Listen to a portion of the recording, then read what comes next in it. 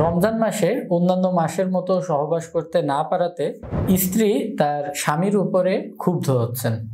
এর কারণ অন্যান্য মাসে স্বাভাবিক সহবাস করতে পারার ক্ষমতা থাকা সত্ত্বেও রমজান মাসে স্বামীর লিঙ্গের উত্থানজনিত সমস্যা হচ্ছে।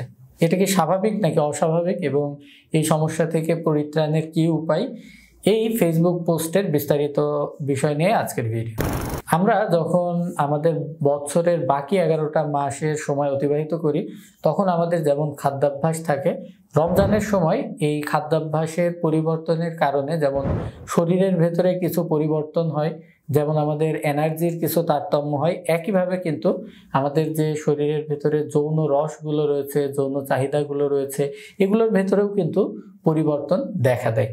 এবং এই পরিবর্তনের একটা বহিঃপ্রকাশই কিন্তু হতে পারে আমাদের এই ভাইয়ের ক্ষেত্রে যে লিঙ্গের উত্থানজনিত সমস্যাটি দেখা দিচ্ছে এর মাধ্যমে।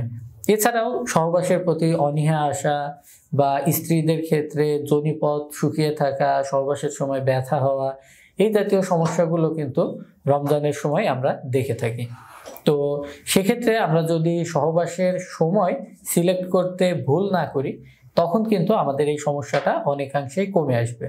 এবং যেহেতু রমজানের সময় রোজা থাকা অবস্থায় ইন্টিমেট হওয়াটা একটা হারাম কাজ এবং রোজা ভঙ্গের কারণ, সেক্ষেত্রে আমরা চেষ্টা করব আমাদের সেহরির আগে, যে সময় আমাদের পেটে খাবারের কোনো চাপ থাকে না, শরীরে কোনো রকম পানি শূন্যতা থাকে না, এই সময়টাকে বেছে নেয়ার। এতে কিন্তু আমাদের লিঙ্গে যে রক্ত চলাচলের একটা পরিমাণ থাকে এটা স্বাভাবিক থাকবে এবং শরীরে পানি শূন্যতা না থাকার কারণে লিঙ্গের উত্থানটাও স্বাভাবিকভাবে হতে পারে।